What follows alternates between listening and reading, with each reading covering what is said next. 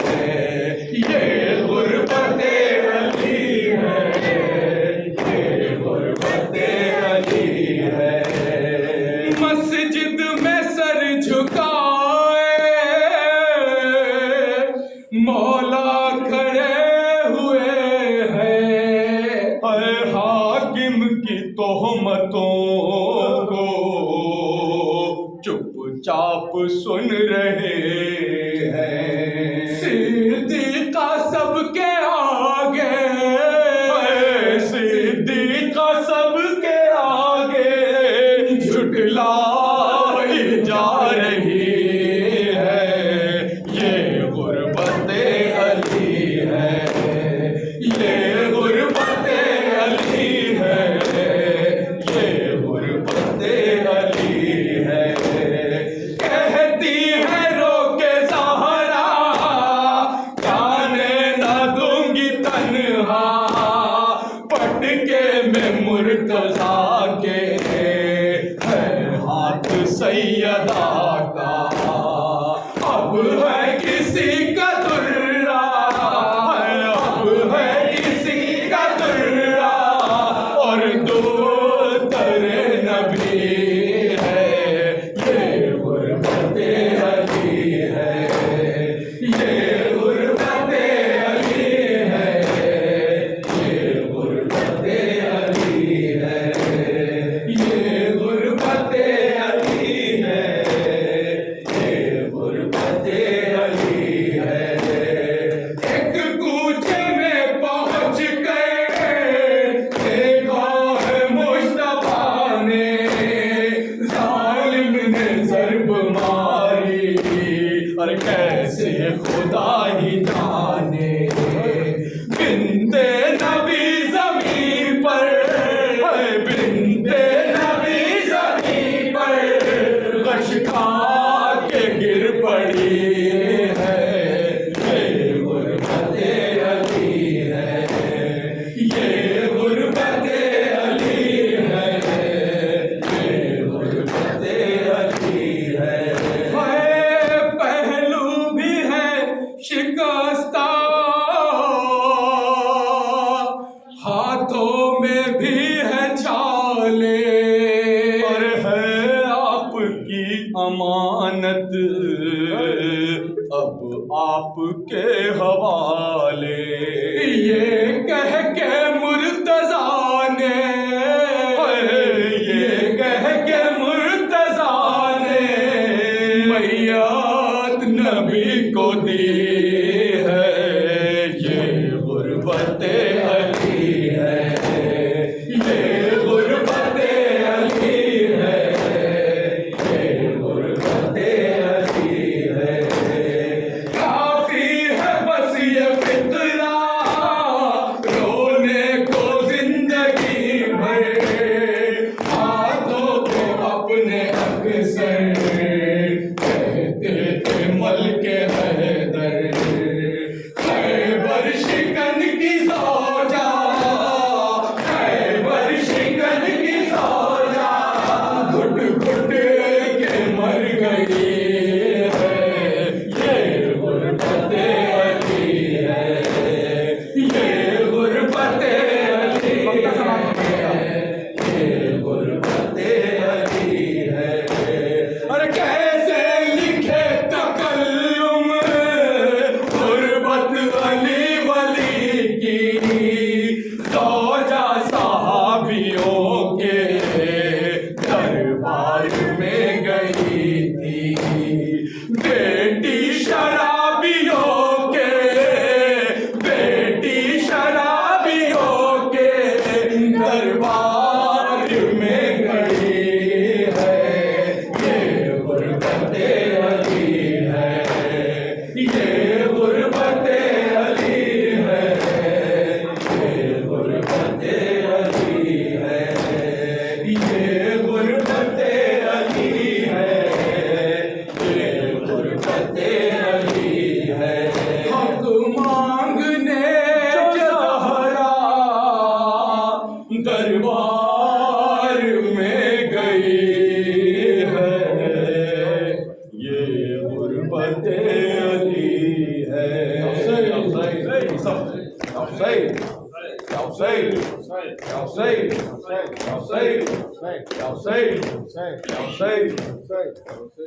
पसलियाँ टूट गई है, दरो दीवार